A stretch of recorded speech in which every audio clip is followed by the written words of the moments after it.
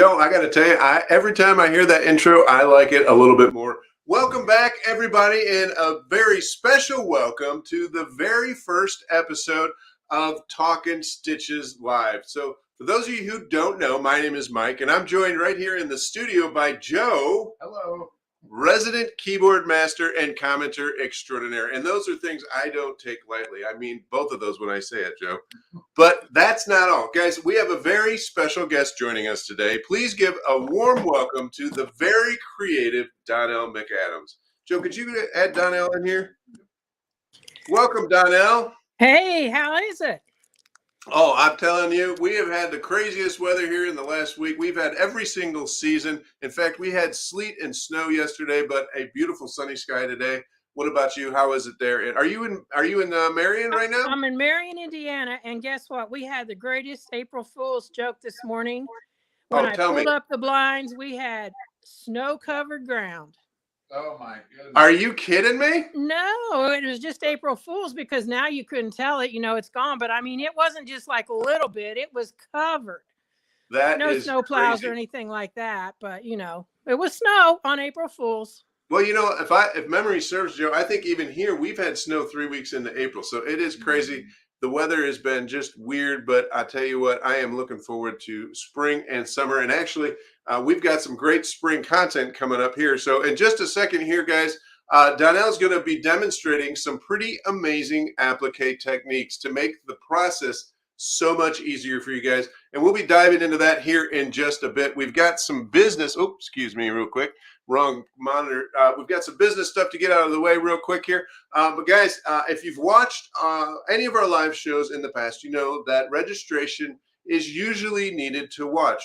We're taking a little bit of a departure there. You don't have to register to watch any of our shows. But if you do want to do any shopping, you would have to register on the So For Less website. And Joe, super easy, isn't it? It's literally just a password and an email address. That's all the registration is. But if you're just here to watch, guys, you don't have to do a thing. Just sit back and enjoy. Now, here's the cool thing about these Talkin' Stitches episodes. They're going to live right here on the So For Less website. So you can refer back to them time and time again. And there's no viewing time limit. So that's really cool. One of the things that comes out undoubtedly is where can I watch the show? Now, if you're seeing me live right now, obviously you found a place, but we like to think that the best place to watch is going to be right here on the So For Less website.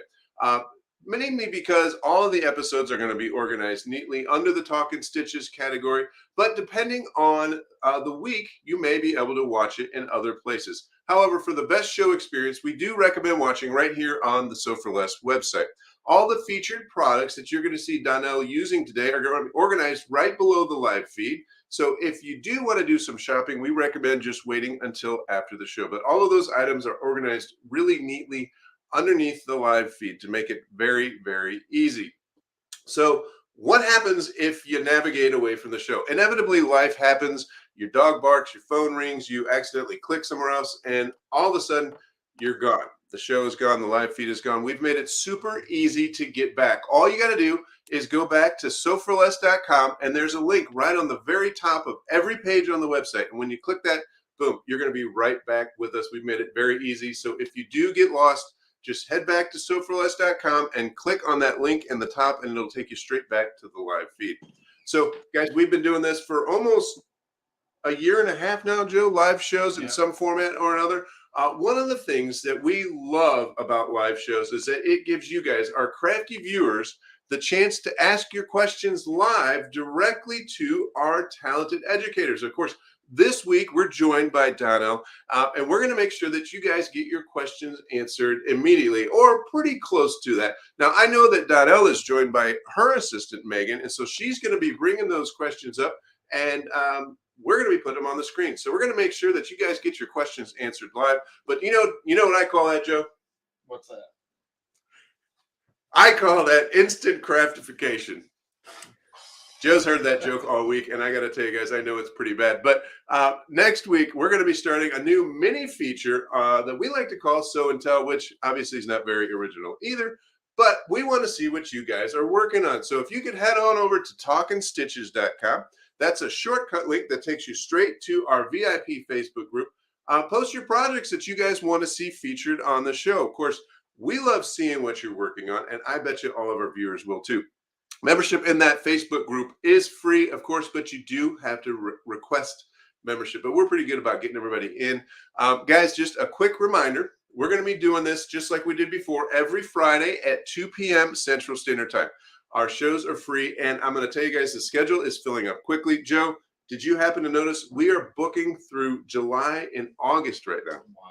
Yeah. And that's only 2 weeks worth of scheduling. So, guys, we're very excited to be bringing this to you. We know we switched over from our previous streaming format, but this really allows us to bring even craftier content, more video feeds, and I'm really looking forward to this new format. So we're very excited about it. In fact, next week we're going to be joined by none other than Stacy with So Steady Tables, and we're going to find out exactly why you need an extension table. If you've ever looked at extension tables, I can tell you it can be a little daunting. There's about 50 different sizes, it seems like, and 100 different options. So she's going to take us all through it, break it all down, and make it just as easy so that I can figure it out. And if I can figure it out, you guys can too. One thing I almost forgot to mention, guys, if you don't know, one of the services we offer on SewForLess.com is custom digitizing, and it just got a little bit easier and a little bit more expensive, or wrong way, a little bit less expensive. We just revamped those custom digitizing options, and guys, the quotes are now instant. The way it used to work is you'd have to submit your artwork and wait to find out how much it was going to cost. Now it's instantaneous. You do not have to wait for a quote. And here's the cool thing, as I just mistakenly said earlier, we lowered the cost. So now to get a custom digitized design starts at just $10. And I think that covers almost anything 5 inches and lower, right, Joe? Yes. So if your design is 5 inches or lower, you're going to pay just $10. And that is on the website there on the custom digitizing service. So we've seen some really cool stuff come through. A lot of kids' artwork. You can see I live in a household full of artists. My 6- and 7-year-olds are very talented, and I love showing off their work. But we've seen, like, what are we seeing here? Some cocktail napkins, stuff from weddings. Love notes from mom or dad from weddings, all kinds of stuff. Antique photographs, school that people went to. So all that stuff makes great custom designs, and you can stitch them out and frame them, and it makes a really unique gift. So guys, now just starting at $10 for anything under 5 inches. Joe, anything else going on? What's going on? No, seems to be pretty nice weather throughout the country. Well, that's cool. Yeah. I mean, we could use a little bit more heat today, but guys, enough for me. I know that I'm not what you're here for. So guys, we're going to give it up to Donelle. Don't forget, guys, all your comments, send them throughout the show. We're going to be posing them to her during the show so that we can get them answered for you. But I'm going to get everybody started. If you haven't already commented, let us know where you're watching from. And like Joe said, what's the weather like? So, all right, let's take it away, Donelle. Let's get her in here. All right, it is all you, Donelle.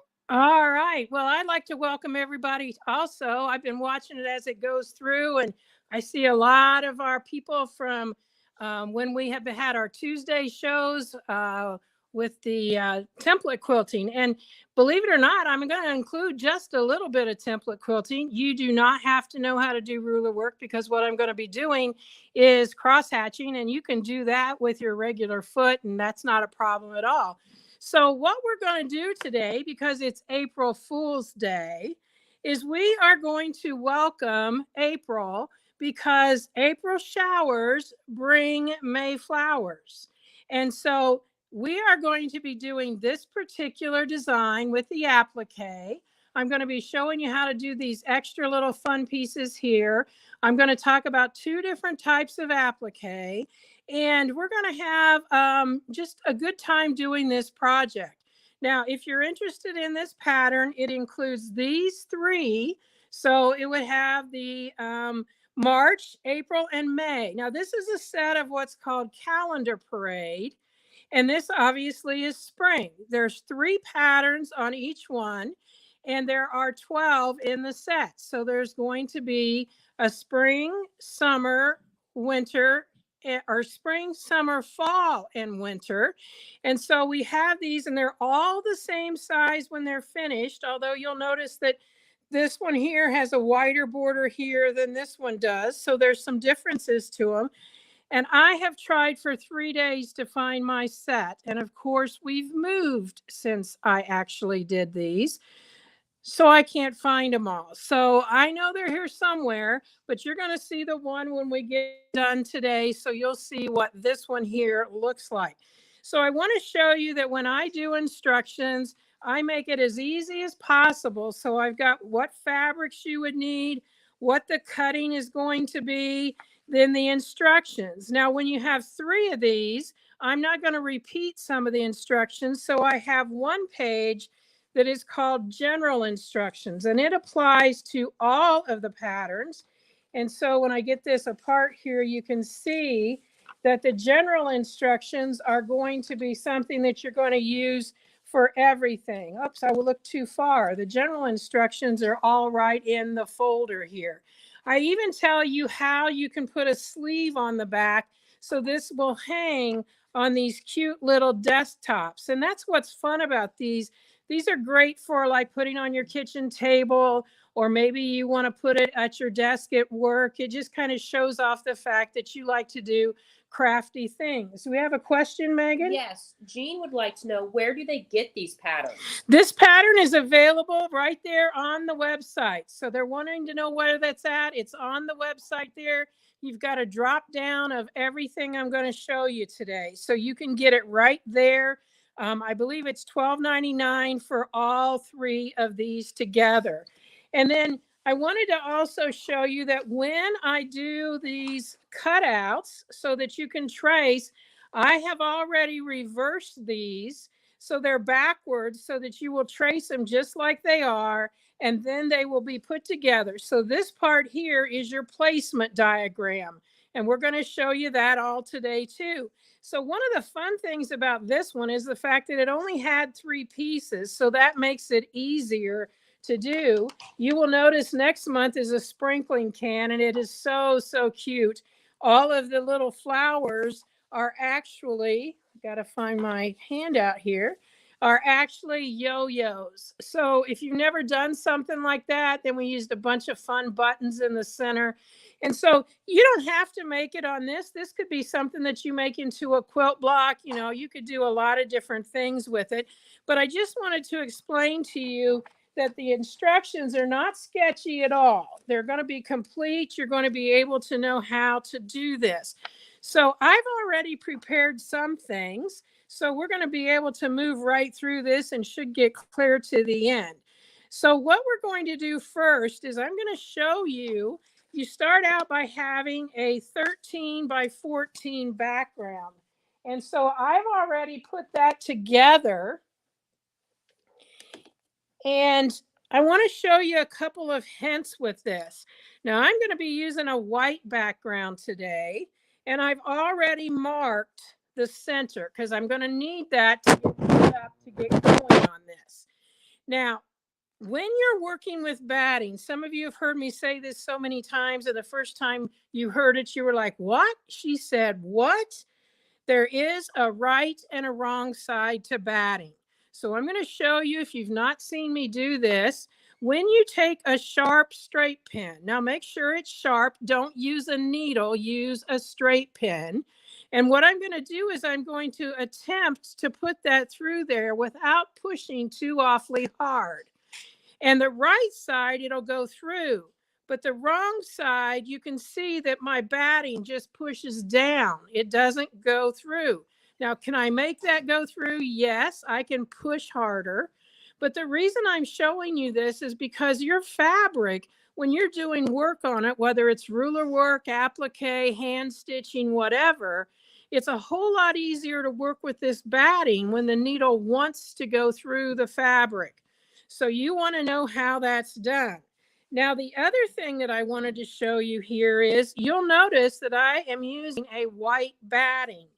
And the reason for that is if I were using one of the natural colored, it really dulls my fabric. Now, if you wanted that kind of an eggshell look, that would be fine. But you can see the difference when I pull this through here, how this is whiter than this one here.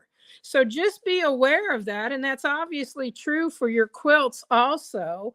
And you're going to want to think of that when you're purchasing that batting.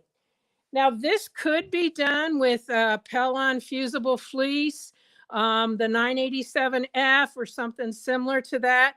But I'm just using the regular batting. Nothing's going to be fused here. Everything is just the normal batting. And this is a 13 by 14 piece that I'm going to then cut down to 12 by 13. So I've got my edges or my border out here that I can get this worked like I want it to before I actually make my design. So since I've marked this center, I want to make this a diamond stitching. Now on the actual pattern, you have to understand this was like 6 or 8 years before I ever knew how to do template quilting. I didn't do any quilting on those backgrounds at all. So you really wouldn't have to, but I think it really adds a lot to it when you do. So I'm going to use my ruler that it's called a crosshair square. And this is actually what I use when I'm doing my template quilting to line things up. And so what I've got here drawn in the center, I'm going to shift it so that the etching that's right on there, let me turn it over so you can see it. You can see those etchings on here. Okay, I'm going to line up that one that's in the middle on my line. And I'm going to put my little circle here that indicates the middle. I'm going to put that right on the bottom edge there. And I'm simply going to draw this line and this line. Now I'm working with a Frixon marker, and I have sprayed my fabric with some sort of a either Starch Savvy by June Taylor or Best Press or Easy Press, or you could even use like something that you're getting from Walmart. Can't even think of the Faultless, I think is the name that I was looking for. Faultless is fine. Just spray that on in a light layer and then press it dry and do it a second time. And then these lines will come right off. So I'm going to extend these lines. I really don't need this one now. That was just to get started. And I'm going to be using my ruler work foot and free motion to do this. It's not free motion because I'm going to follow a ruler. But if you wanted to, you could draw this line, and then you would just use your straight stitch on your machine and stitch right on that line and then move over and stitch again. And most of you probably have with your machine what's called a quilting arm that actually, let me pull this over so you can see it, that would fit in the back here with either your walking foot or your regular foot.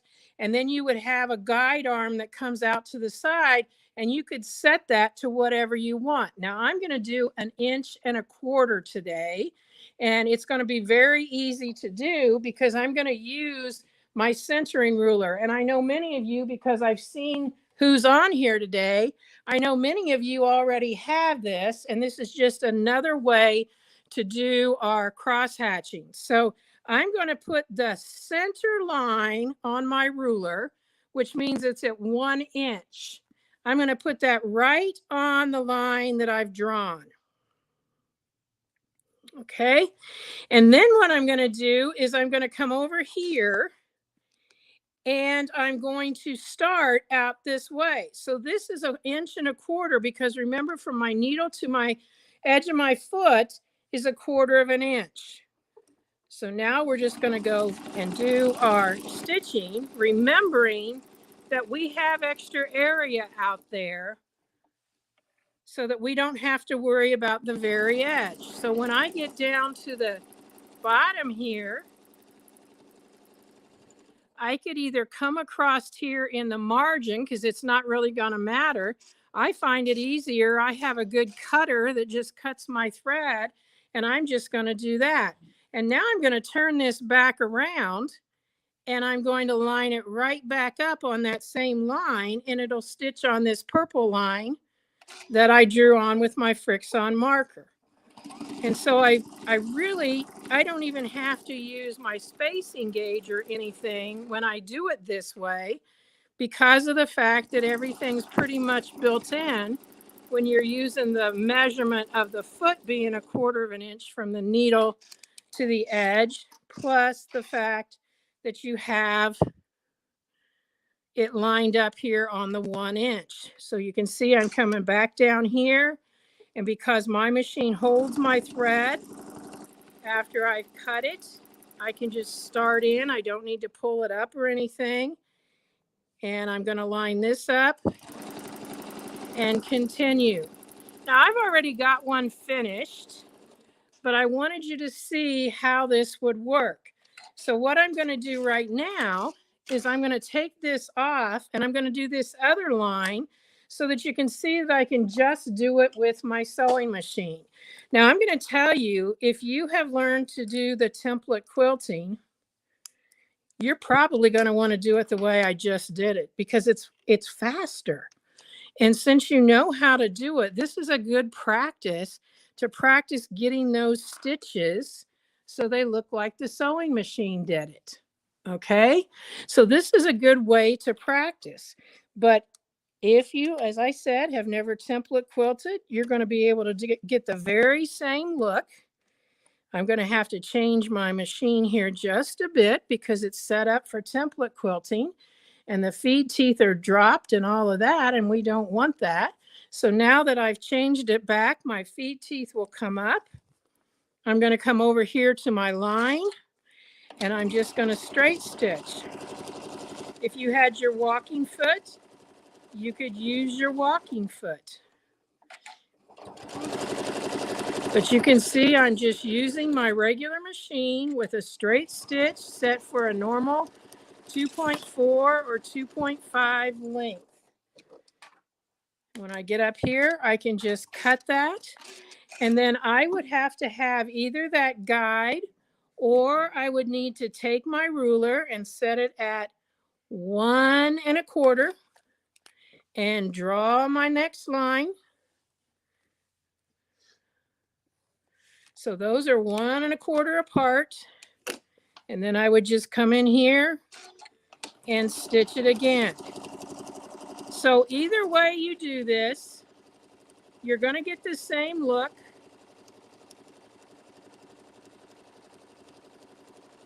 I just find that I like to do the ruler work.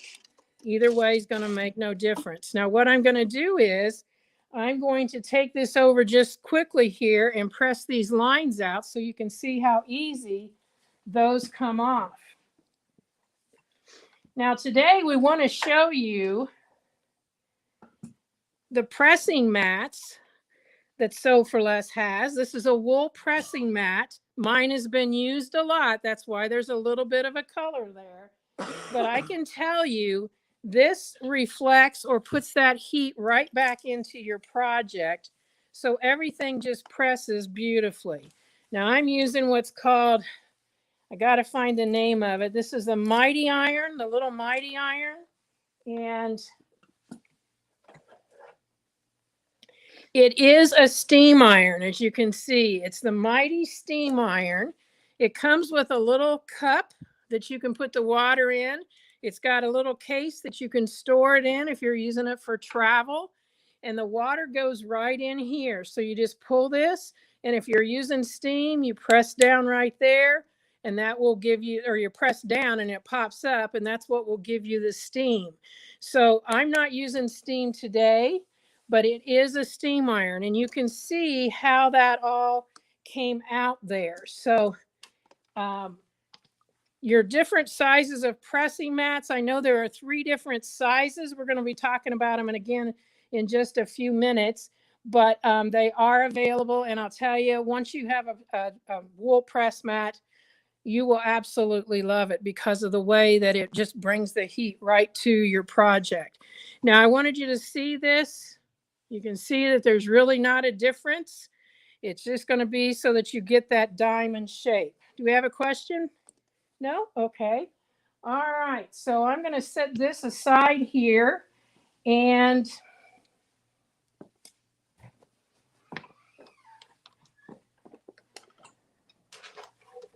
show you what mine looks like. I cut it down to size already. So this has been cut down. It tells you in the information. And then this is the background piece. And we're going to do it in a little different order than might be in the pattern, because I want you to understand what we're going to be doing so we get this set up. So this background piece, I believe, is like, I don't see my instructions.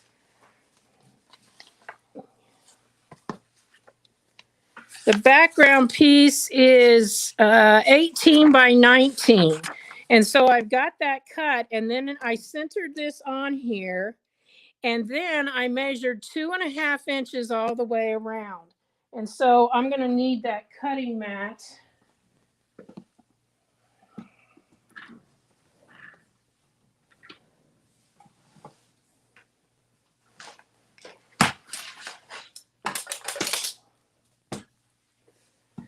Because I've got one side to cut. Now, if you have a ruler that's 2.5 inches wide, this would be when you would use it. And I do. So I've already cut the other sides, but I'm going to take this side now and cut right along that ruler, because in the instructions it tells me I need 2.5 inches. And so once that's done,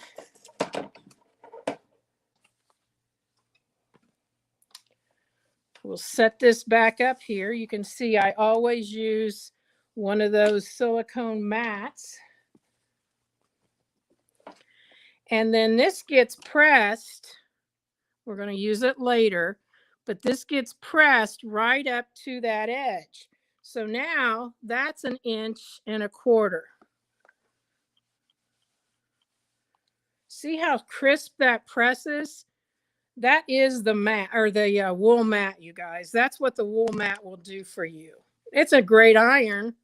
There's no question. It's nice to have a small iron, but it's that wool that's giving me that nice sharp crease along there. Now, when we're all finished, this is going to be pulled around, so I've got that wider border. But I wanted you to see what this looks like now that it's prepared for stitching.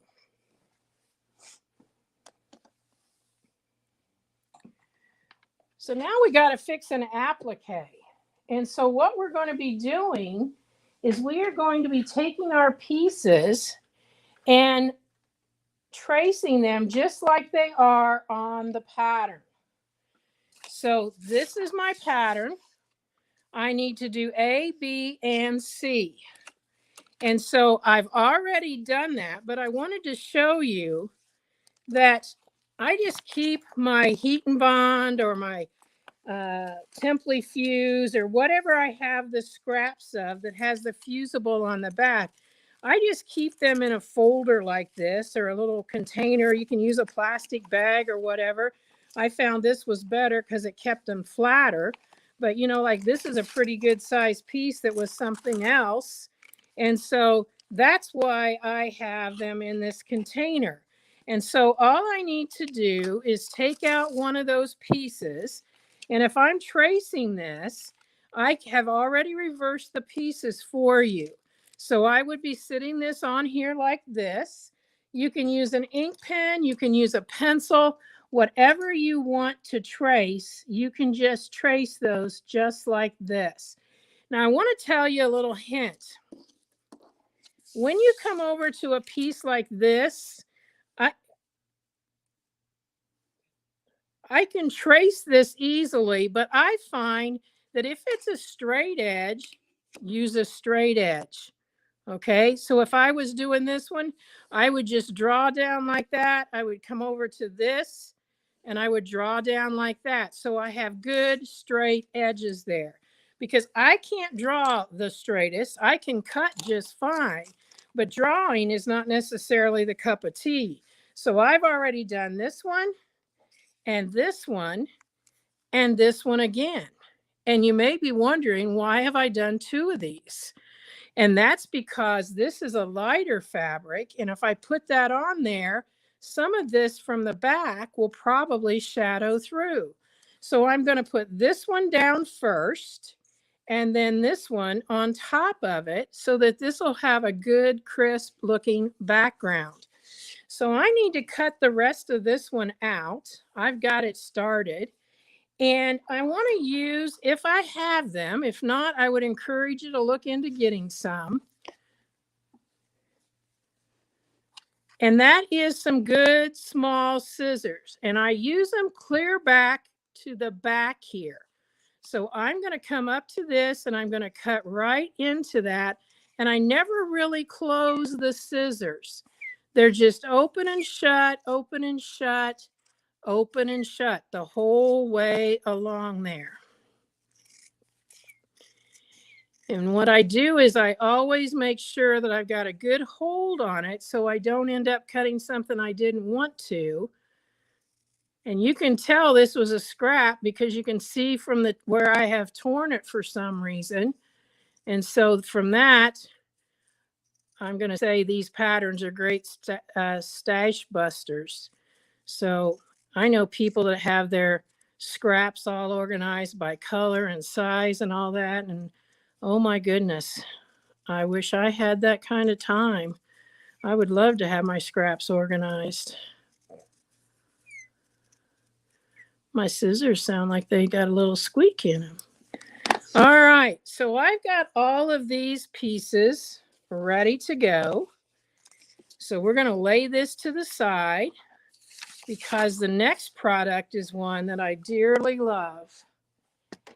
And that is a pressing sheet. And so the pressing sheets come the same sizes as the mat. Now I've got a little bit larger one here. It's the one I grabbed. This is a pressing sheet that is fine with my iron. It has no problems with my iron. So what I'm going to do is I'm going to put my pattern underneath. You see, I can still see it. Put that pattern right underneath there. And I'm going to think about my design here because in my patterns, I label them according to which goes down first. So A is the one that's going to go down first, and that happens to be the handle to my umbrella. Well, whenever you do this, if you're really quick on the spot and you don't wait long enough, this isn't going to come off. But I put this on here about, an hour ago or so. And so as soon as I get this started, it should come off. I will let you start these, Megan. And so I'm going to get right down in here. But if you haven't let it cool, that's not a good thing. So here we go. So as soon as I get that down in there, I can get that right off.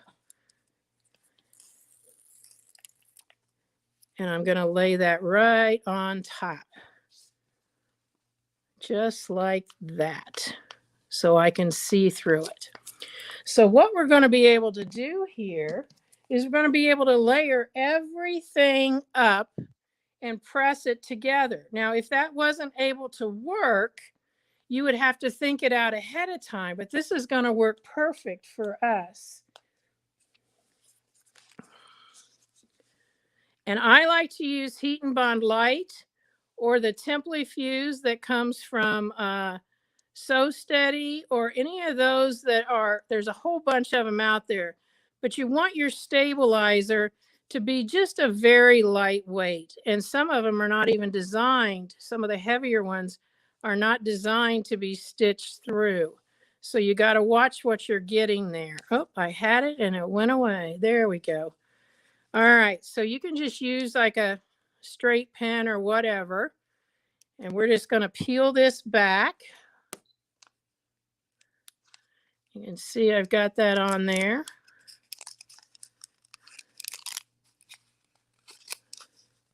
Man, it's so light, I can't even tell that it's there. And then I'm going to lay this down right on top. And yes, that little guy's supposed to stick out up there. And now I'm just going to make sure these two stay where they're supposed to stay. And you'll notice I'm pressing. I'm not ironing, okay? Because I don't want it to move at all. And so now I'm going to take this white piece and lay it in place.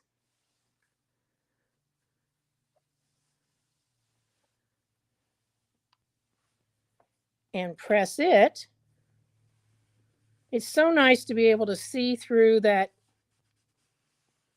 sheet. And you can see right now why I'm using that white, because you can see that it's showing right through there. And then this one's already been peeled off. And so we're going to get on here and. So would you always recommend that when you're putting a lighter fabric on top of a darker one or a pattern one to use a second layer in the middle there? It's always a good idea, yes. If you've got one that's going to be lighter on top of a darker, you can just take your fabric and lay it down and see if it's going to make any kind of a difference. And so we've got that on there. So they're both, and you might see just that little extra white there. Don't worry, we're doing applique. It's going to go right over all of that. So again, I'm kind of just laying it there, taking my iron and making sure that it's all in the right place. Now this is pressed right to that sheet, and I want to let it dry a little bit. Woo, it's hot back there. I want to let it dry or cool, not necessarily dry, but cool down just a little bit, because we're going to be peeling it off of there and putting it onto our backing fabric so that we can then go ahead and do our applique. Now, while that's cooling down, I do want to remind you that this piece here, when I stitched it, all I had on the back was my back or my batting. I didn't put a piece of fabric on the back. Could you? Yes, you certainly could, but you really don't need to. And so while this is here, I'm going to take my pattern and I'm going to see kind of where I want this. Now you'll notice I pinned it here and I pinned it here. If you wanted to, you could spray this so that this is sprayed together, spray basted. And I want to see, where I'm going to put this, because remember, this is going to come around here to the front. So I don't want it up too high and I don't want it down too low, but I would like to have it somewhat centered in there. So you just want to remember when you're doing that, that's how you've got to think about lining it up, and make sure you got it top to bottom and not side to side on there. So now that I've got this on my press sheet, I can just kind of go like this. And you know what? I've got a new tool. Mike, this is where the stitchy sticks come in. So we're going to show you the stitchy sticks, provided I can put my hands on them. I think, Megan, they're at my computer over there. Stitchy sticks is a new set of tools that's like for our applique, like what the tools are for, what do I want to say, for using on your cutters, your crickets, your whatever like that. They just make a great tool for being able to do that. Hang on a second. I'm going to go look for them. While you're looking for those, we did have a couple of questions here. It looks like Nancy was wondering, is it true you're not supposed to use steam on those woolen mats? And then Kat says that she actually uses steam on her mat all the time, and she sure hopes it's okay. Do you use steam on your wool mats? Sometimes.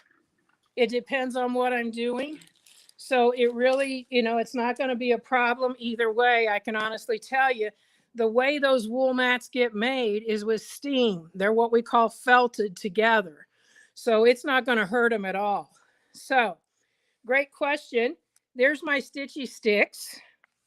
And the stitchy sticks, you can see I haven't even opened this one up. They come in a great kit. I have another set somewhere that's open. But they come in a great piece here that is a package that will protect the tools. And I can tell you that the one that I got as a sample, I have been using it, and it'll save your fingers. It'll save a lot of things. So this is the fun little container. these are the tools, and the tools have uses at both ends. So you can see this one even has a protector on it because it's a stylus. This one has a protector on it also. And believe it or not, this is a tube turner. So I can use the ends of those to push pretty good sized tubes actually through there. The one I want to show you, let me show you this one too. If you're holding something in place or you need to open your seams, let's see, you need to open your seam. See that little flat thing? You can just push right down that seam and press that seam open before you get your iron down there. But this is the little spatula end that I want to show you here, because what we can do with that is you can just get right up under. See how easy that was? I just got right up underneath there and did this, and it just comes right off now. Where I was having a little trouble and about to ruin the end there, that little spatula on the end just went right underneath there. Yes. So Judy wants to know, she thinks she would applique this before putting on the backing. You've already put your backing on. Is that okay for them to go ahead and applique before putting the backing on? Totally up to you. That's fine. You can applique it. Someone said they want to applique it before they put the backing on, and you can do that. It's totally up to you. I like to applique through it. Now, it would matter, obviously, you know, where you're putting it. So that might be why she wants to do that, because you're going to be able to see it from the other side. Okay, I understand that. Now this, if you were turning the tube, you could have your tube get started, and then you just can push right through here to get that tube to turn. So just love these things, you guys. This one is a little spatula that's flat. Okay, so if you want to just hold something in place, or if you need the one that has the point, you've got that on this other one. So this is a great, you know, let's see, Mother's Day's coming up. Okay, Mother's Day's coming up. This might be your Mother's Day gift to you, or, you know, if you want it, just get it. That's the way I say it. Tell us the name of that again. These are called Stitchy Sticks. And let's see here. I kind of pitched it, didn't I? There it is. You can see right there, I kind of messed it up, but it's Stitchy Sticks. And I know Mike has these on there, so they're right there to order. I'm not going to show you something that you can't get a hold of.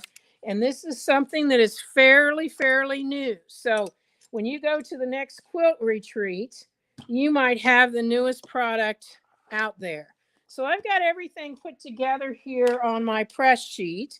And now I'm going to go ahead and I'm going to position this where I want it. Now, this is where they were asking, you know, could I take this off? Yes, you can take it off and do it just by itself. And you know what?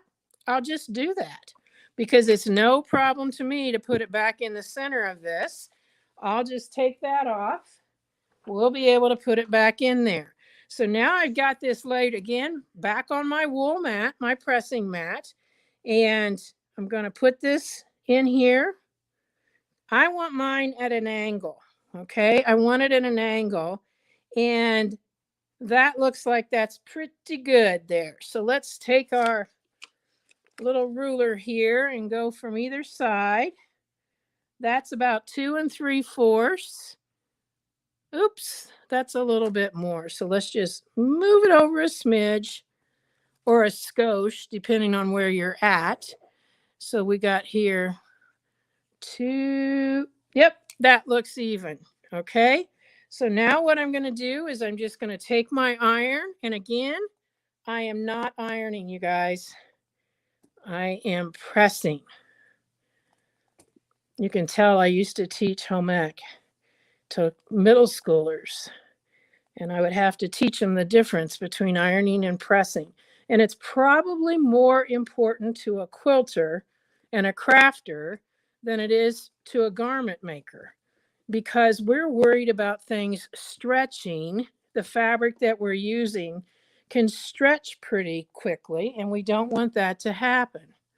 So I guess I've got everything in place, and see how easy that was to be able to do that. Now we're going to get ready to applique, and right over there, Megan, is my roll. You can see it. of my tearaway. I'm going to use a lightweight tearaway. And I only need that tearaway behind where I'm working. So I don't need a humongous piece of this. And so what I'm going to do is I'm going to make sure that I cover it. And you can see this is easy enough to just guide your scissors up through there. And I'm going to cut off a piece this way. And as I said, this is a tearaway. And this is one of those steps that a lot of people are not aware that they need to have for an applique. Now, I'm just using the same tearaway that I would use on my embroideries. It's going to tear away the same. And what we need to do is decide what we're going to do first. Which of this is going to get stitched first? Well, again, it's the stuff that's the farthest away. Okay, so it would be this and this piece. So I've chosen my thread. I'm going to use a thread. You can use any kind of thread you want. If you want it to be a flatter look, you would probably just use a cotton embroidery thread. I'm going to use a rayon. You can use a polyester. There's all different kinds out there. I think, Mike, didn't you say you use Isacord? That's what you have, I think. We do. Yep, okay. We sure do. And that's a great thread to use. There's a lot of different ones out there. I'm using a 35 weight today. 40 works great. And I am going to change my needle. And you can either use an 80 or a 90 with a 35 or a 40 weight. That will be just fine with this. And we are going to set our machine up. Now, what I'm going to be doing, I'm going to be using the same thread that I had in my bobbin because I was using a bobbin weight thread for that quilting that I did, simply because of the fact that I knew I was going to do this and it works well for both. And so I just used it. And mine is a pre-wound bobbin. And I know that Sew for Less has those. So you're going to be able to get those too. And just make sure when you order it, you get the right bobbin size because there are different ones. And I'm just going to show you a pre-wound bobbin. Mine uses a class 15, and that's a pre-wound bobbin thread. Okay. And you do want a lighter weight. Mine is a 60 weight. So that is a 60 weight pre-wound bobbin thread. Now you don't have to get the pre-wounds. You can use others, but you'll definitely want to make sure that you've got a lighter weight thread. Now, as I'm setting this up, I'm going to be using an applique foot. And how do you know what an applique? This one happens to be clear. You can see through it. When I guide, the way I've set mine up, there's a little groove right here. And I'm going to guide the edge of my fabric in that groove. And you'll be able to see it, but not as well as you can now. A lot of people guide it right on that red spot. Well, then you don't catch as much as of your fabric. And I like to catch more of my fabric. But the way you're going to know the foot is correct for this is that there is a cutout underneath the bottom here. So this is, when you look at this, this is deeper in the middle here. So as your thread mounds up, this will slide across it. Whereas your regular foot is completely flat back here. I should turn them the same way. It's completely flat back here. And your thread doesn't have anywhere to go when you're passing on over it. And that's why it will jam up. So with this being a cutout here, it's going to go right over that. So all I have to do is hook that onto my ankle. And then I'm going to put this onto my machine. Now, the first stitch that I'm going to do, and I'm using 2 different stitches today, but my machine has seriously like 14 different applique stitches. You can make it look like it's heathered, so like it goes up and down like that. You can make it so that it's a decorative almost looking stitch, but it's all considered to be an applique. So when I choose those stitches, let's see here, I got to get into them. I am first going to do a stitch that a lot of people do with their embroidery and or their applique, and it's what's called a blanket stitch or a buttonhole applique stitch. It goes by many different names, but what it has is a straight line on the outer edge, and then it juts in a little bit and comes down and juts in, comes down and juts in. And that's what I'm going to do on this particular stitch. And so before we get started with that, I thought we would just take a little bit of a sample piece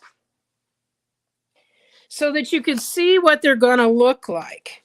So I'm going to lay this black out so that you can see that. And let's just have, there we go. Oh, no, those are my pieces I need. Okay, let's just have this edge laying right here, okay? And so what I'm going to do is I'm going to guide it like I told you I would.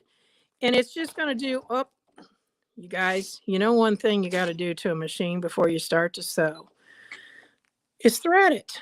And I totally didn't thread it. So let's get that done. I will pull up my bobbin thread when I'm actually doing the project part of it because I want to have control of it, and I'm going to show you a little hint there. Well, it's not happy.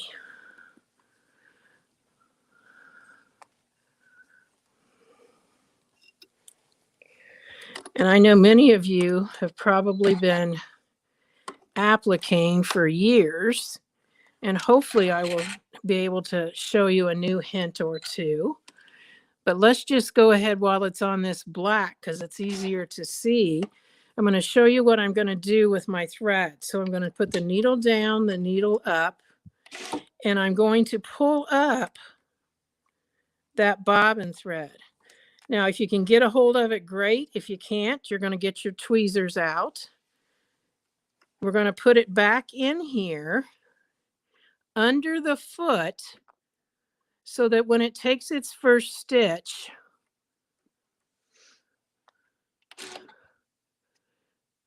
now you can see maybe, but maybe not, the bobbin thread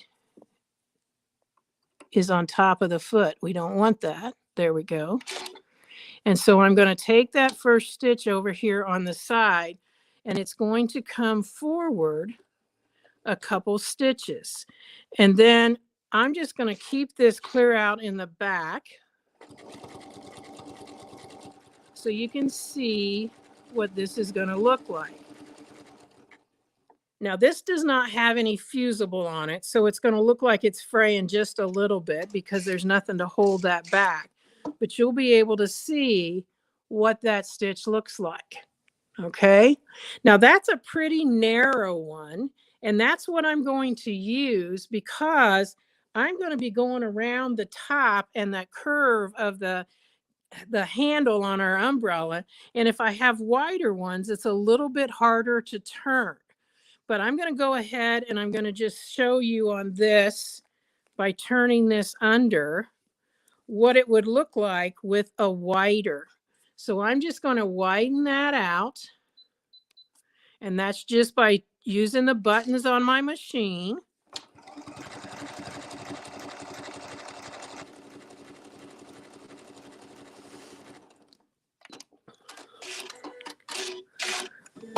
And you can see how that looks, okay? It's just wider. The straight edge is right off of that edge, and that's guiding in that little groove that's right in there, okay? When I get finished with this, I will take these threads to the back and tie them in a knot and then just cut them off. And since this edge back here is going to be, or this side back here is going to be covered, there's not going to be any problem with that. But when you're using that lighter weight thread on the back, it's going to give you a nice look like this. If you had a heavier weight thread, it will be a little bit bunched up. So let's go ahead and get our regular project here. And I saw a couple people said, I love blanket stitch applique. I do too. And one of the reasons I love it is because it goes a lot faster. Now, remember, I've got my tearaway underneath there. Okay. You'll notice I've still got my glider on here. If you have a glider, it's perfect for this. So you can go ahead and use that glider. Now I'm going to go ahead and I am going to take my first stitch into the yellow, because remember, that's going to come up and get covered up by a different set of stitches. So let's just get a hold of this and get that lined up. Remember, I'm lining up right with that edge. And so I'm going to take that needle down, needle up, and pull up on that. And rather than move everything out of the way, I'm just going to pull that thread out.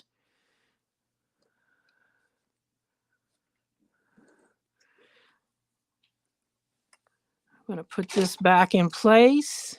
I'm so used to having my foot down and it not going. I can still move it, but that's not the case with this. So I need to get that and get my needle down. And here we go.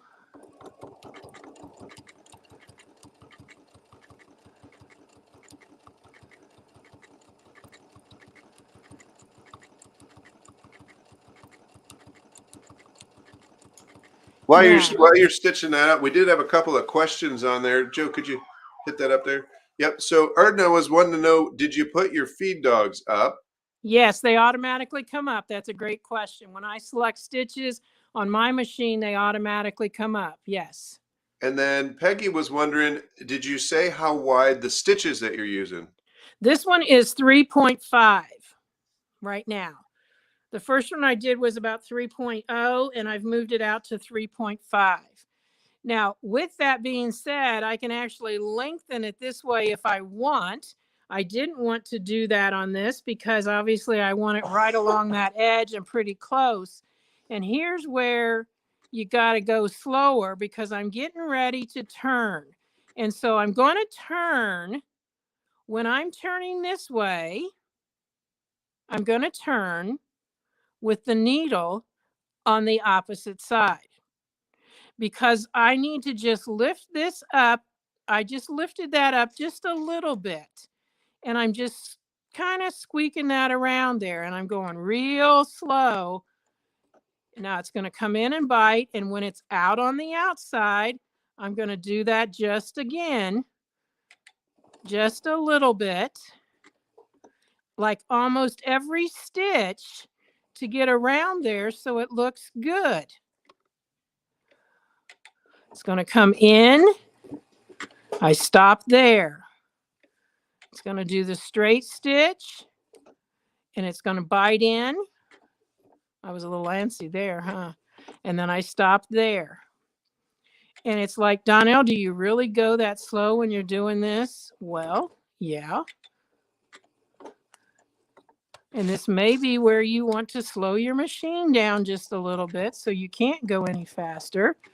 And right now I'm on a little bit of a longer place. Okay, here we go again. I don't know what that was.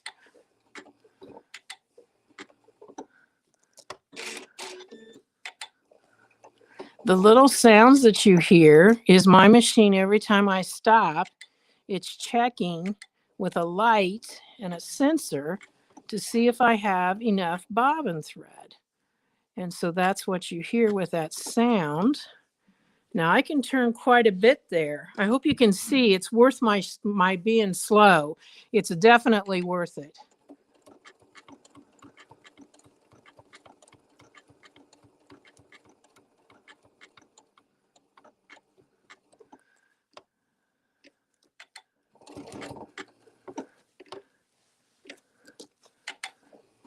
And so we're coming around the real small part here. I'm going to turn it again. Again, when it's on the outside to the right is when I'll turn it right there.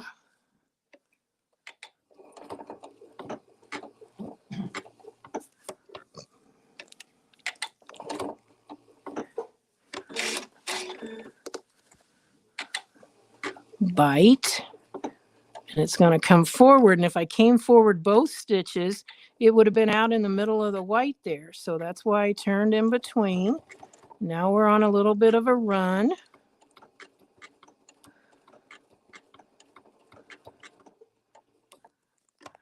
Now we got to go the other way. We're still going to have it so that our foot or our needle is going to be sunk into the right because of the fact that our work is on the left, meaning our stem.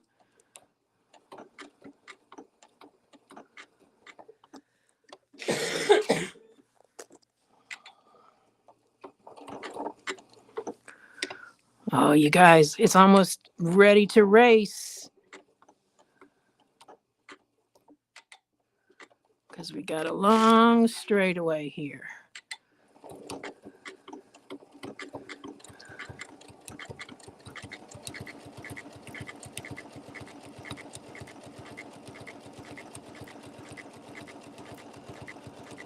Now, some people would have said, why did you not leave this off and then just do the whole thing? Well, I don't want stitches underneath there anyway. So why would I want to put stitches in there and then have that showing here? And so now what I'm going to do is I'm going to go ahead and raise my needle, and I'm going to pull this out just so I have long threads so that I can pull them to the back later as soon as I get done with this. But see how neat that is?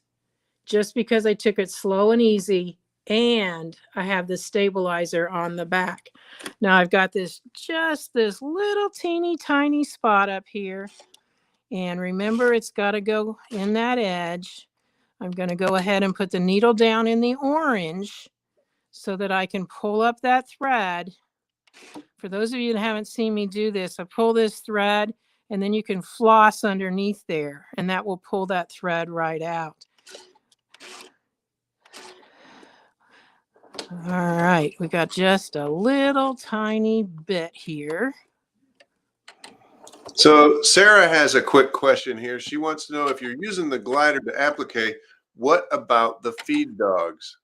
Well, the glider I'm using has a big cutout, which I'll show you here in a minute. And I heard you say Stacy's going to be on next week showing the tables. And I'll tell you what, these tables are awesome. If you don't have one, you need to get one. You will love it because it's a nice, big, flat surface for anything that you're doing. Obviously, those who do the ruler work know the value of the table. Okay, so where I'm at right now, I'm just going to show you that you might as well use the finishing button if you want. So I've just pressed that, and it's going to just do up and down and finish. And now all I have to do is cut it, and it took it to the back. These threads right here, I'm going to use my self-threading needle and just put both of them in and take them to the back. And since we have a backing that's going to go over this, all I really need to do is tie these in a knot about 3 times. And then I leave the threads a little bit long. And the reason I leave them a little bit long is because of the fact that when I tear this tearaway away, see how long I'm leaving that? When I tear that tearaway away, I don't want that to be a problem. So I'm going to go around to the front because I don't like to mess with these threads while I'm working. So I'm going to take these two because they're on this side and put those back down through. So if anybody has any questions, now's a great time to ask. This is not one that has come through, but I'm sure it will. If you had the backing on, what would you do then? I would be, threads? with these threads, I would be burying them in the batting. I would be taking them and, oh, look, I just did the old trick for quilting. I want to do these like this. If I had that backing on there, I would just do the knotting from the front and bury them in the batting. And so if you also had the backing on, would you have needed this extra piece? Yes, you need the crispness of the tearaway. But for those of you that have never used it, it's going to tear right away. See how I can just peel that off? It's going to tear away. That's the whole idea of, you don't want to use a fusible. You just want to use what they call a tearaway, and there's all different names for it. I'm going to show you this back up close so you can see what I'm talking about regarding leaving my threads long. I've tied them like 3 times. I've left them long. This just pulls away. This will all just pull right away. Okay, so now let's look at it up close. There's the top. That almost makes me want to do the whole thing like this because I love that. But I'm going to show you the applique. Can you show them the opening? Because they've asked about the feed dogs and you're Oh yeah, this is cut open here. So this is open. My feed teeth are up. I can even see my bobbin. If I need to change my bobbin, all I have to do is take this leading edge back here and pull it out, and I can change it. When I get it set back up, I just bring it back in place like that.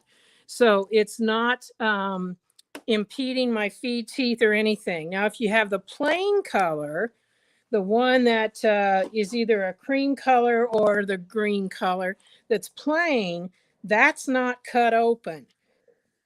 So you would need to take it off. But I will tell you, I pretty much as I can, especially on applique, I love to do have the glider on there because of the fact that it just keeps everything moving smoothly.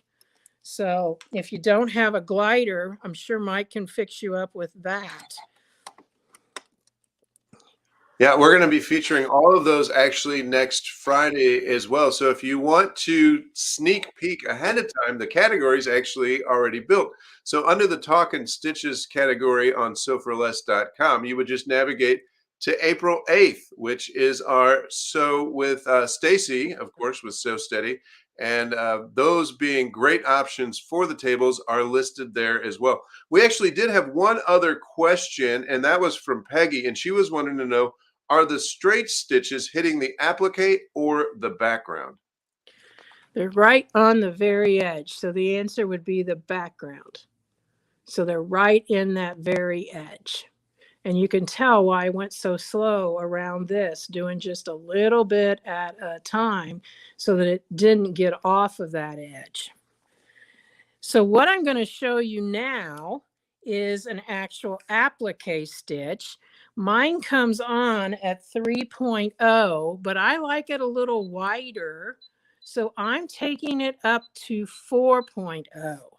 Now, I always thought you could depend on those numbers to be across the board, but you can't, because it supposedly is a measurement like 4 millimeters, but evidently it's not, because it's not the same on all machines. Question. Yes. Dee would like to know, are you going to be able to show them how to use tapering applique stitch? Not on what we're doing today, but you can taper. This machine does have a taper. It's different on every machine, but if I wanted to, I could taper to the points of this and taper to that. But I'm not going to get into all of that today, mainly because of the fact we don't have a ton of time. And secondly, because not everybody has that. So we're going to show you what you can do with just using the regular. So on this, I had said that this was B and this was C, and that I would do B next and then C. Well, because of the way this works, I want to do these 2 seams and then go around the whole outside. So I'm certainly not going to do this one first. So I'm going to start right here, and I'm going to be coming down to here. And it would be nice if I could just continue, but I won't get a good look all the way around if I do that. So I'm going to come down here and stop, and I'm going to come down here and stop. So let's just show you how we're doing this. Like I said, I'm using a 4, and I'm going to bring that thread up. And I'm just going to do it by flossing underneath there. And I can see it came up, but you certainly can't see it.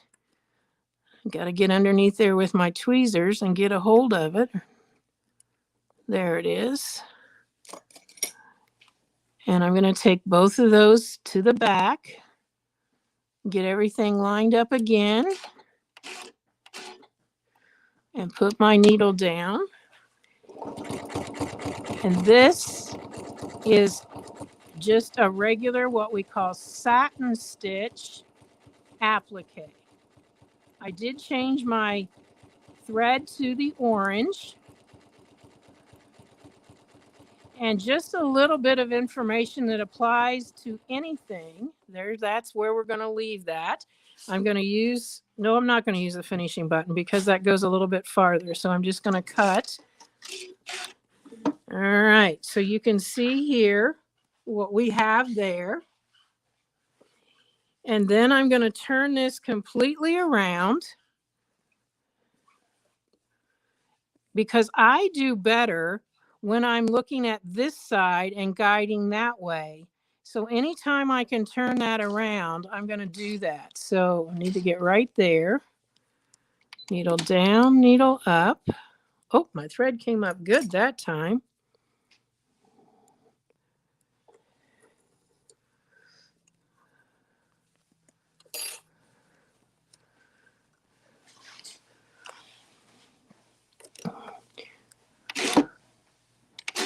Didn't mean to do that, you guys.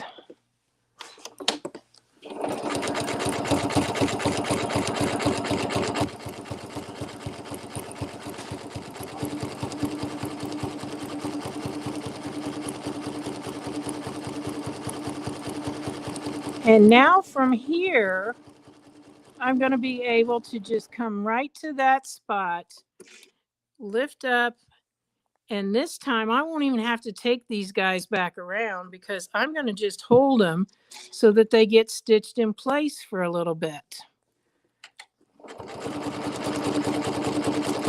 So now that they've been stitched over, I'm going to snip them off. And so those tails are just covered up.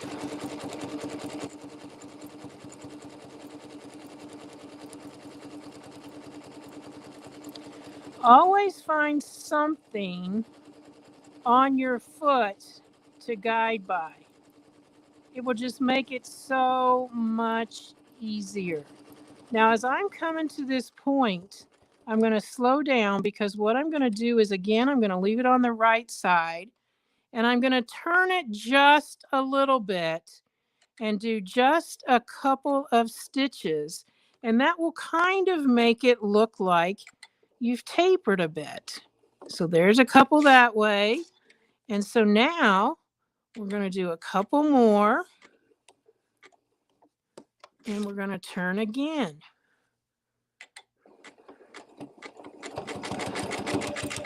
And we're coming around that little turn there. If you need to slow down, slow down. But this is where that glide sheet really helps you. Now, these aren't going to be in there anyway at all. So I'm just going to take those and cut them.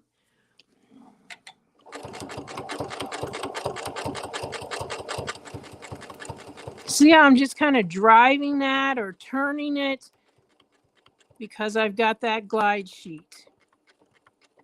And I'm going to come right to there. Oops, I want to be on the outside. Give that foot control a tap. I'm going to pick this up and I'm going to turn like 45 degrees from where I was and do a couple stitches and then turn again.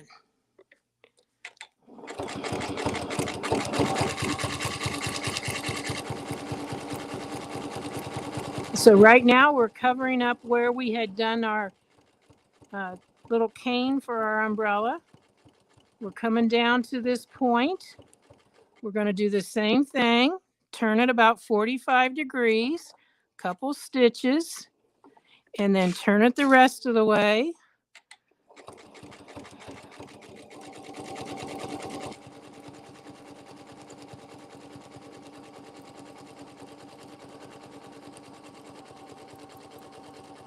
And when I get here, leave it on the outside, about 45, 1, 2, 3, and then continue back.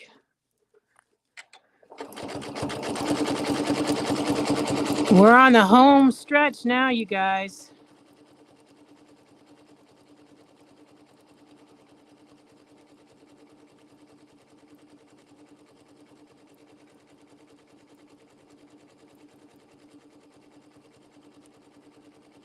So I'm back to where I started. And honestly, what I'm going to do here is I'm going to press my reverse and go a couple stitches back. I'm going to press the bullseye. That's going to be my finishing. It's going to knot it, and I can just cut it. And I think when you look at that, you can see how turning that like 45 almost gives you your mitered look at those places. So even without having tapering stitches, you can get that pretty look on there. So that's all there really is to that part of the applique. I mean, if you wanted to, you could go ahead and put some raindrops on there. You could use, like some of your little decorative stitches on your machine and figure out a raindrop or whatever if you wanted to. I want you to see how easy this all pulls out the back.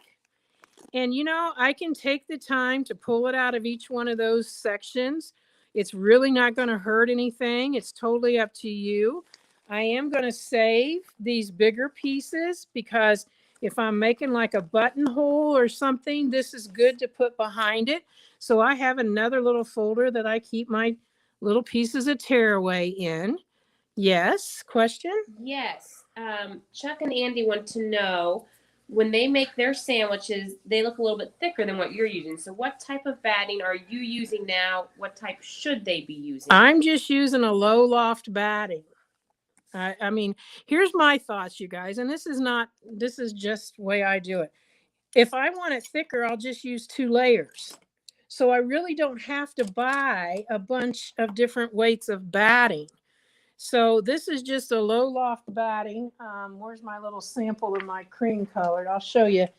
This is the cream color here. It's the same thing, only in the cream, but you can see it's not very thick. Okay, not very thick.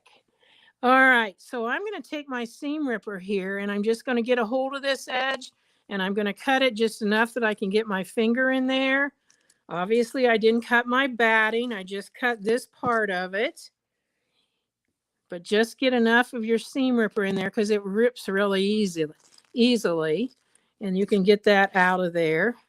And I want you to notice up close when you see this, if you're using the lightweight bobbin thread, you're going to see about 2/3 bobbin thread and 1/3 of your decorative thread from the top. And that's the way it's supposed to be. That means it's pulling it to the back. So you're not going to see any of your bobbin thread on the top. So you don't have to adjust your attention or anything when you see that. That's the way it's supposed to be. And that's why we use that lightweight bobbin thread. So really makes it easy for you. Now, like I said, I could get in here and tear that out. I'm not going to, because it's really not going to make one bit of difference. When it's in the wash, it's going to get softened up anyway. It's not probably going to come out or anything like that. So now what we're going to do is we are going to take this, and I do appreciate, I don't remember, was a lady named Mary that asked that question, and it caused me to take this off of here. I think was the best idea yet. So anyway, thank you for doing that. Yes. Karen wants to know, will this fray with washing? You're probably not going to wash it very much, but it won't fray. If it does, it's ever so little, because obviously we have fused it down first. So should be no problem. So what I'm going to do here, since I already had pressed this in, I'm just going to lay that up against there. We're going to test this. Oh, look there. I think we're going to be good. And I'm going to get it right back in the middle of this, since I've already got it pressed. Okay. Now what I'm going to do here is I'm going to just put a couple of pins in it because I don't want it to move. I could spray it. That would make no difference whatsoever, but this is going to hold it. And next, what we're going to be doing before we go any further is we're going to make some cute little embellishment pieces. So I'm going to take that foot off and put my regular straight stitch foot back on. And I'm going to change back to my white background thread. And we're going to use what is called the Circles and Straights tool by Sew Steady. Now, I have holes in my table. Just take this off so you can see them. I have holes in my table that will allow me to do circles with the circle sewing tool, but they won't allow me to do a 2.5 and a 3-inch circle, which is what I want. So that's why I'm going to use the Circles and Straights tool. So I'm going to show you how we set that up. And we're going to use just a simple straight stitch. So I've got that ready to go. But the Circles and Straights tool comes in a little container just like this. Use it all the time. It has a backing on it that is just like our mats. And so I'm taking that backing off. I'm going to line this up, and I want it to be fairly accurate because I'm going to be using these numbers for the size of the circle. So I'm putting it right here so that these lines line up with my needle left and right. And I'm putting it right here so it lines up front to back. And that's going to stay right down on my mat, on my table. And this is the part that allows me to make that circle. And this is super, super tacky. Okay? And the reason I'm telling you that is when I put it onto this mat, I don't want to push it down too hard. I'll never get it off. So this right here is my line that lines up with whatever I'm lining up there. And that line goes across that way. And I'm going to make a 3-inch circle. So there's where I put it. Okay. I couldn't get much farther than this with the other piece of this. I need to have the Circles and Straights to be able to do this. And so what I'm going to be doing is I'm going to take this piece right here. First of all, let's just fold it in half like so. So I know where to put it. I want to test it. Looks good. Put my foot down, straight stitch, you guys, and I'm going to sew all the way around. Now, I'm not going lickety split and all that stuff. Feels like my thread got caught. That's what it is.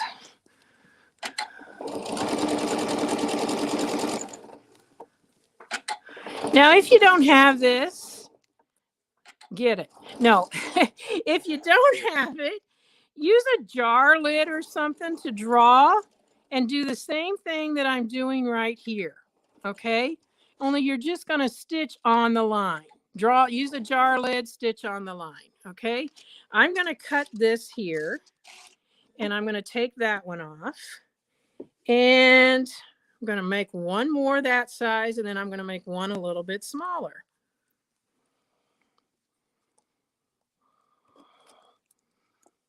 Always test. Okay. Put this back on so you don't get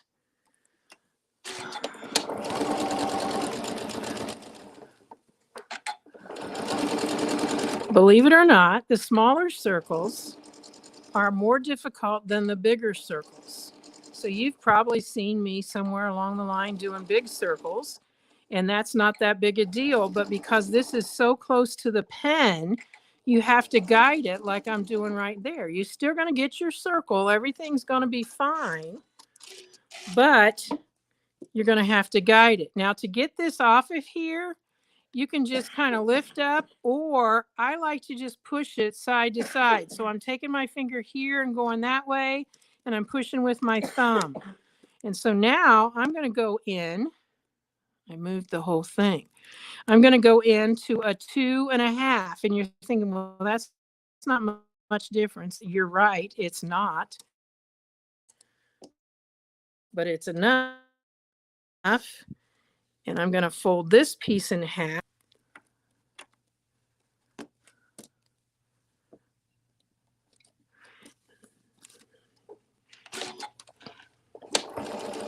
So Dee did ask, can she use the circles and straights tool on top of her glider mat? Yes, you certainly can. The question is, can I use the circles and straights tool on top of my glider and mat? Yes, you can. And you can see, even though that looked like it puckered up there, I'll show it to you right now. You can see that it came right back to where it started. I'm going to take this and take it off of there. If you push down too hard, you'll be pulling yellow off on the back. I did it a couple times. And make sure you don't lose the little clear piece like this. And we'll just take this and take our mat. Now, you can tell this one needs to be clean because you can see a couple of things on it. All I need to do is rinse that in warm water and all of that will come off. So I got to remember that that one needs to be cleaned. I just store it right back in its container. That's the circles and straights tool. Now, I don't know how many of you have pinking shears. Some of you probably haven't had them out of the drawer in forever. And so this point, what we're doing is we're going to cut all the way around this with the pinking shears. And you can see I'm getting pretty close. And the reason for that is because this is now doing what we call notching our circle. So it's going to lay nice when we finish it. So that's one. And I know Mike's got a couple of options on there for pinking shears. I can tell you that if you have a good set, you could probably find somebody to get them sharpened up, but make sure you're hiring a scissor sharpener, not somebody that normally sharpens lawnmower blades. There is a huge difference, and you want to make sure, and you notice that I never hardly ever close any of my scissors. That's just the way I was taught to cut, and it just gives you more control when you do that. And these were just little scraps from what my other pieces were. I did 2 at 3 inches. And some of you are going, how are you going to get into those circles? And usually someone's read ahead, but since you guys don't have the directions, I guess you haven't read ahead because you don't have the pattern yet. Just promise me you will get the pattern because you're going to love it. And so now all I need to do is I'm going to cut these in half. Now, I can go over and get my rotary cutter, or I can just take my scissors and cut right down the middle. Because this is what I need for my little embellishment. So we've got a couple of questions. Go for it. So one, where do they get the other seasons of this? I'm sure Mike will be happy to get those for them or give them, any kind of link that they're going to need. So if they want the other seasons, you're going to love them because they're so fast and easy, and you can do a lot of different things with them. And then can Mike answer, where can they rewatch this video and how long can they rewatch it for? They want to know, Mike, how long they can rewatch this and where it will be. I assume it's going to be right here on the Sew for Less channel. That's right. Yeah. And in fact, I went ahead and created a banner. That way I wouldn't be interrupting you.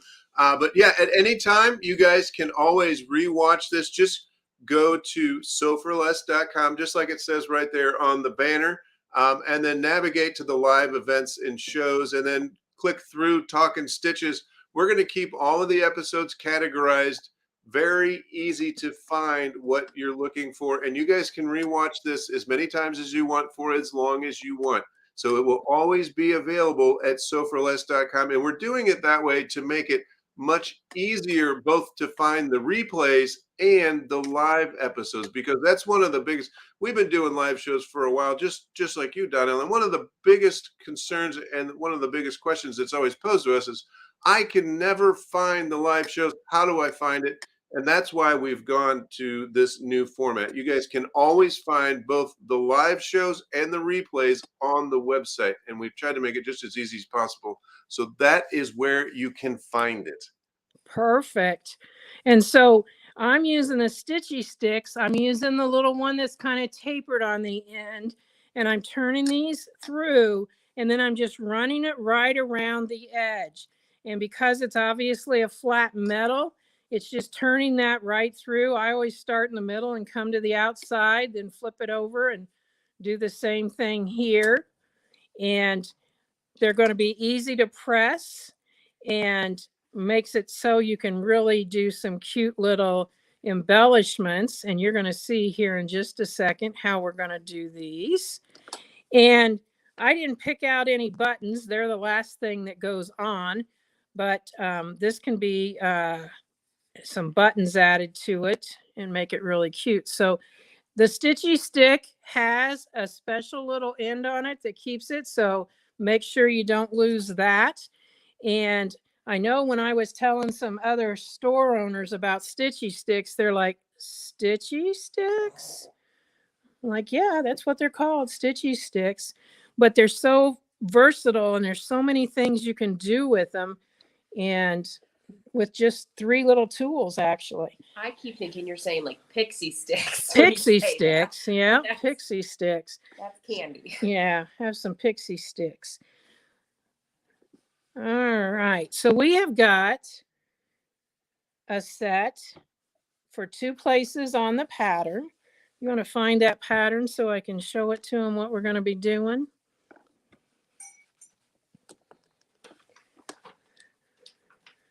So you said this is for embellishment.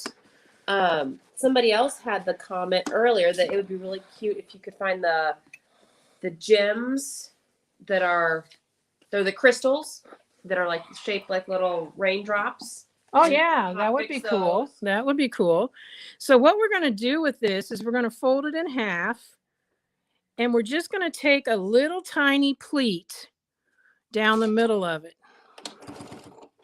And I just go one back and back down like this and cut. And so what it's going to do is it's just going to lay in there like this. So I've got that little pleat just to form that little spot right there. So all I'm going to do is just take this. We'll just go the other way this time so we can just go 2 and forget it. Back to the back. Fold these.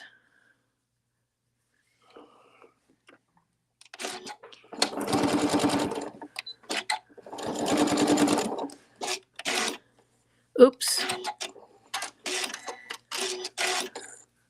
Well, it didn't cut because I didn't give it a chance. And I'm just taking, like, it's in the instructions, but I'm just taking like a 1/4 inch little pleat there, which ends up being a 1/2 inch, actually, side to side. This is the smaller one, so I'm going to take just a little bit smaller one. It's not a dart, it's just a little pleat. And the thing that's fun about these, let's say you were going to make these for maybe your family, friends, relatives, whatever. You know, you could do these in kind of a mass production and it just goes really, really fast. So I've got those made, going to set those aside, and we are now ready to use the Quick Easy Mitered binding tool. Now, some of you have been along with me when I've shown how to use this, and you may already have it. If not, I'm just going to ask you, don't buy the knockoff, okay? Buy mine. It's the Quick Easy Miter binding tool. It looks like this, and it comes with full instructions. Okay, so if you get one that doesn't have instructions, you've got the knockoff. So what I'm going to do is I'm going to take this.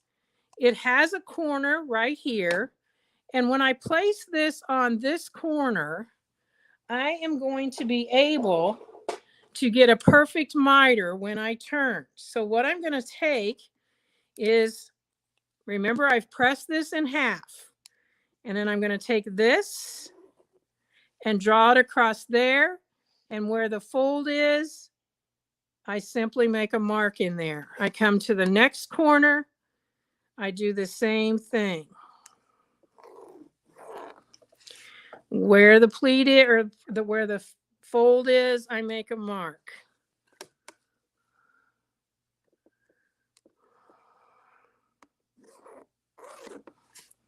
And I know Mike has these listed on there also. And like I said, I can't believe it. It's been almost a month since I did that demo, Mike, when we did all of the different tools. I don't know where time's going. It is hard to believe that we're into April here already. But yeah, guys, if you haven't caught that replay, I've got it listed under Talkin' Stitches, even though it wasn't officially a Talkin' Stitches episode. It is a great class. If you guys have ever struggled with your mitered corners like she's doing right here, it's worth a watch. There is some really great tools in there. We did have a quick question here. What was it, Joe? Oh, it was, where do we get the instructions? And I just wanted to clarify real quick. I'm assuming you're talking about the pattern, and the pattern is for sale in the links below. It's just $12.99. And of course, that includes shipping. So it's $12.99 and it's free shipping. And that'll have, there you go, right there. You'll have all of those amazing spring patterns there. And we're going to be working, Donelle, I'll be getting with you after the show to check on all of the other seasons. We've seen that a couple of times. Sure. But I'm gonna get back out of here. It is looking really good, though, by the way. Thank you. So what I'm doing here is I turned this back on the corner, and I used a straight pen. Pick your smartest straight pen, okay? Because what you want to do is hit the side on both of those. So if you don't, you saw me back this one out and put it in there, and then I'm pulling it clear down to the fabric, and then I hold it in place and I pull it back like that. So what we're going to do now, and you'll notice that I've pinned this because I didn't spray it or anything. I've pinned that so it's not going to go anywhere. And we're going to stitch this part, not this open part. We're going to come right in here, and I'm going to stitch forward, and I'm going to stitch back slowly so I don't go one stitch past that pin. And then I'm coming back forward to the edge and then back stitch. Now, if your machine likes to chew on your fabric, then what you want to do is, when you are doing this, don't try the back stitching. Just come to here and pivot and go back, because if it's going to pull this in, you don't want that. So I'm going to take that pin, because it was pretty smart. I don't have to get another one. And I'm going to pull this one back. This is the next corner. And I'm going to stick this right through here. Look at that. Woo, two. The other one wasn't quite that good. This pin's not doing a bad job. And so I'm going to put this in here, and I'm going to do the same thing. Now I can go forward first. It doesn't matter, whichever way you want to go. And then I'm going to reverse, clear back on the line till I get back to the pen. And then I'm coming back forward, and I go ahead and I cut my thread. Take that pen out, go to the next one. And this is something that I can't just show you a couple of, because when we turn it, it's got to all lay good and flat. So that's why I'm doing all 4 of them. It's pretty fast, so it doesn't really matter. But I'm going to put that through. That one's off a little bit, and I don't want it off at all. I want it to be right where it's supposed to go. So I'm just backing it out and putting it back in there.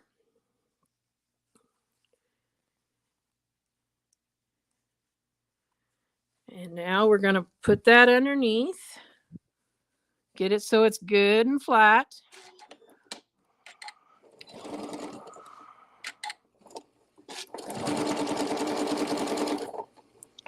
Now I did what I don't like to do, and that's go off of my fabric. So I'm going to come back slowly, very slowly, because I don't want it to bunch up on me. There we go. Got one more corner. And for those of you that saw the show when we did these tools, we also have them so that you can do them on hexagons and octagons. So if you're doing like a 6-sided shape, you can get a tool that will do this on that. These are for right angles. And we do have the tool for the others. Oh, my pen came out.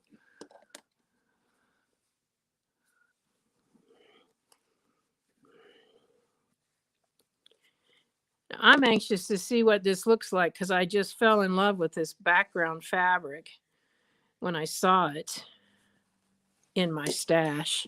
Obviously, I loved it before too, or I wouldn't have had it. Megan's laughing because she knows what my stash looks like.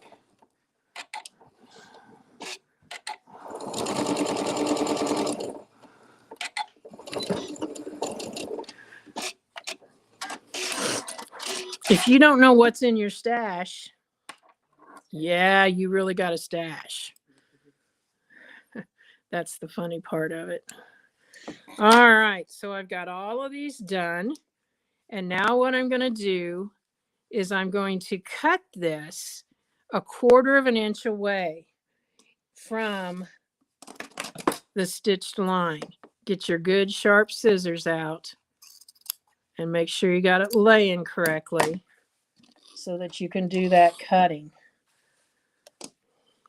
Don't cut on the wrong side of the line. It's kind of nice because this fabric has lines in it. So I'm going to cut the little corner off right there.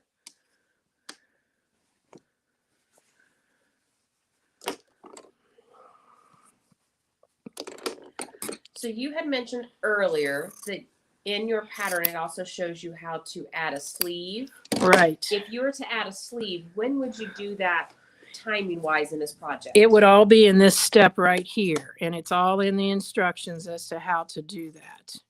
So yes, you can add the sleeve to this. It even tells you how to make it so that you can have this hang on a hanger. So now what I'm going to do is I'm going to be turning this through. I'm going to get out that stitchy stick right here. And I'm going to make sure that I get this point out nice and flat. Look at that. Lays nice and flat. Turn it to the next corner.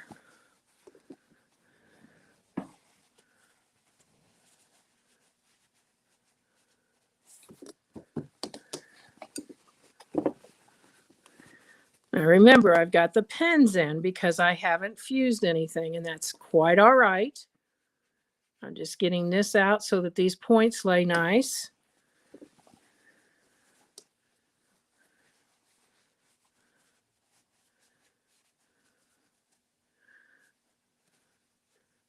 See how nice that is when it comes out there? So now I want to get everything good and flat in here, and I'm going to take this edge and I'm going to turn it back so it lays down just like that. And so I know I've got that good and flat. I'm going to put a pin in the center of all 4 sides. Now I've got a pin somewhere that's underneath. There it is. And so this is laying right down here. Remember, I had already folded that to give it somewhat of a frame. Now for this, do you recommend using straight pins, or could they also use like those clips or anything? They could use clips. This is a little bit wider, so you definitely want the bigger clips. And there's my other one. Donna also asked, does the batting go all the way to the outer edge of the project? Yes, it does. Yes, it does. So now you can see how I've got my perfect miter with an extra pen down there. Don't want that. So I've got that perfect miter all the way around. Everything is nice and flat here. You framed it up nicely. We want to add a little bit of embellishment here. Well, guess what? That's what these guys are for. So let's just separate. So we got 3 for each one. And we're just going to put these in underneath here so that we can then later put a little button.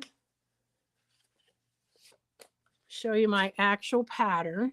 See how they're just in underneath there, and then there's a little button to accentuate that.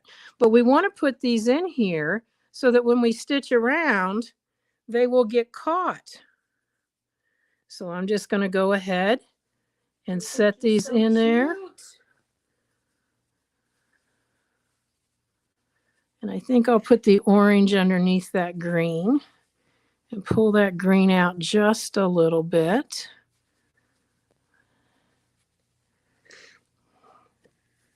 So now that I've got those right there, I think my white thread will be just fine, although it's come undone. Because what I like to do is a zigzag stitch around to hold my stitches down. Now, you can do a decorative stitch. You could do the blanket stitch. You could do, well, some people call it buttonhole, so that's why I guess I said that. You can do whatever you want to do around this outside edge. I'm going to just do the little tiny zigzag stitch. It's going to catch on the edge of the fabric and then in. So it's going to catch these little guys as it goes through there.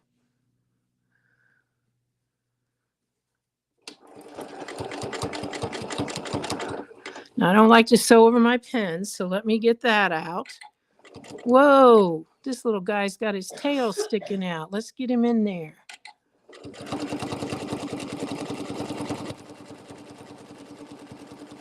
You get down here, I'm going to stop with it out in that corner out there. So I think you can see it there. My needle's over on the left, so I'm going to pivot.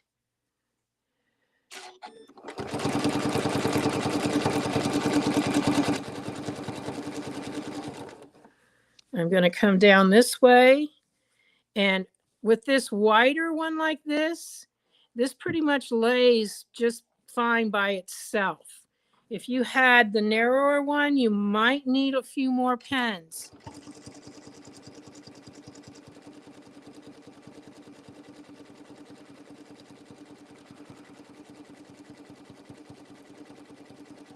And this is where I'm going to use this little flat thing right here because it's starting to look like it's going to pucker up a little bit. So I'm just going to head, make sure you don't get it underneath there. I'm just going to head of it just enough to hold it flat.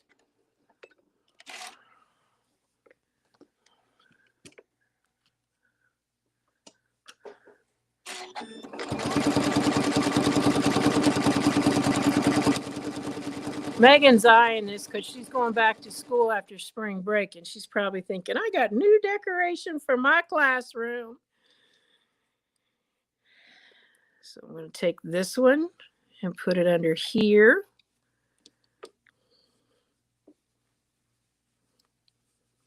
You can see how much thought I give these things, right? It's not like you have to put a bunch of effort into thinking what you want to do and where you want to put it.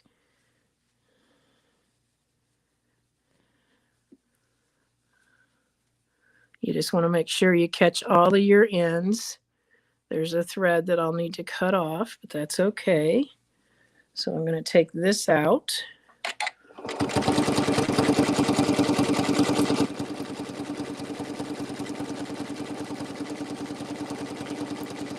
I am super excited about the fact of doing the background with that diamond shape on it. It just looks so much nicer than the one I had before that, oops, I'm not on the right side. There we go.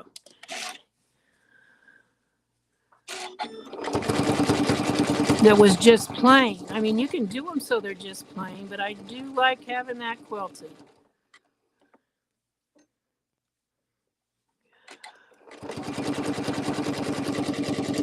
So France was just wanting to know, what is that flat thing called, and where can she get one, Donelle? This thing? That thing. That thing. That's my stitchy stick. That's the one of the ends of the stitchy sticks. You got to get these, I know. you I guys. just wanted you to show it again. Okay. All right. So those stitchy sticks, I got one more stitch here to do before I use my stitchy stick again.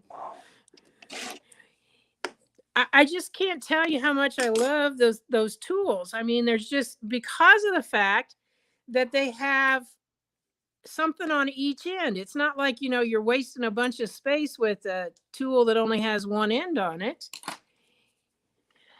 So get that thread back in there. And if you just kind of do this right in front. Now, when it's coming down here, we're coming to a close. I want to get this thread cut off.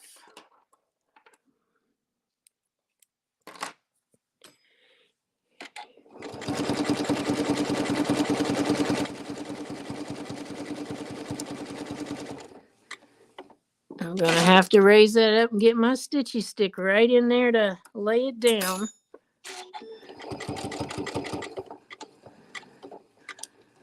And again, I'm going to just go back a couple and use my finishing button.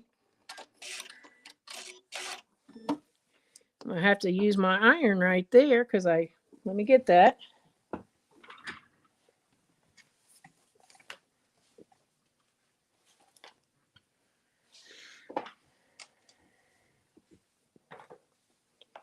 So what I'm going to do here is this is going to be my last press. And I will tell you that this last press is, don't do this before you press it or stitch the outer border down. This is what you want to do when you're finished. And again, like I showed you, I'm not doing much ironing. I'm doing more pressing. And that wool mat just helps you get that nice crisp edge.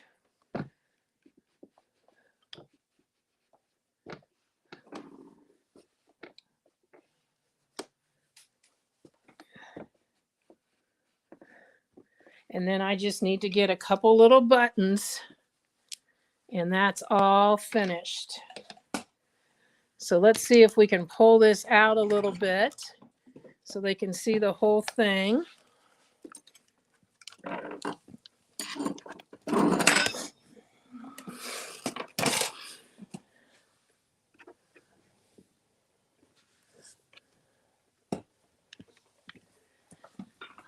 So there you go, what our project is for today.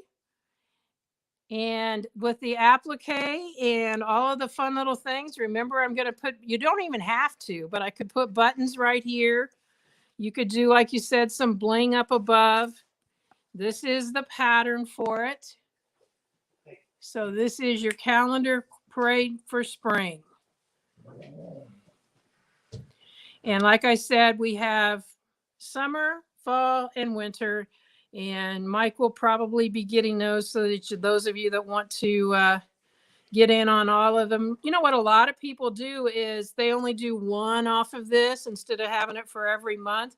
But you can see my criteria when I designed these was to make it so it's easy and doable. They're not hard at all. They can be, you know, used for a lot of different things, not necessarily just the little quilts like this. So thank you so much, Mike, for inviting me for this very first showing of the Talkin stitches. It's been fun. I hope everybody's learned something, and we'll join you again next week with Stacy. Well, I have a pretty good feeling that they're going to want to see some of these other seasons. So I think we'll probably have to plan another version of this show for them as well. But it's actually us who should be thanking you. This was an incredible show. I mean, just from the comments, everybody absolutely loved it. Guys, I just want to do a couple of things out of the way real quick as a recap.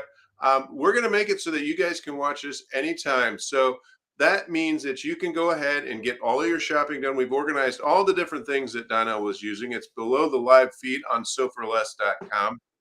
And again, you can go back and rewatch it. There was some great tips in here, and realistically, not everybody is at Donnell's skill level, but she created this in basically 2 hours, and you guys can too. That pattern again is there, just $12.99. We're throwing in the free shipping there as well, and you can come back and rewatch the show and get all those tips and tricks. And that's the idea behind it. All of the shows are going to be categorized by date, but there is a small little summary underneath it. So you should be able to find everything that you're wanting to rewatch. But Donelle, thanks again. It was really a great show. Megan, thank you for assisting. Joe, of course, great on the comments and highlighting all of the questions as well. We do this every Friday at 2 p.m. Central Standard Time. We're going to be back, as I mentioned earlier, with Stacy from So Steady. A lot of the things that you see Donelle using, we're going to be going over, and a lot of them are designed to work complementary of that table, that extension table. Lots of different sizes from junior all the way up to giant ones. You guys will want to you'll want to catch that. But thank you again. I hope everybody enjoys their weekend. Maybe we'll catch some good weather. It is spring after all. We've got some spring appliques. Maybe we can get some spring weather. But thank you again, and we'll see you guys all. Hey, Mike, before we send them off. Yeah. I found 2 more. Here's Summer. Put it on her. With flip-flops. And obviously July and summer, and we got a little sailboat. And then I also found my winter one. Yeah, we are definitely going to have to get together on some of these. Those are just way too cute. I mean, and they sew up really, really well. And with that tool that you created, I mean, it's amazing how quickly you did that binding. Yep, really fast and easy.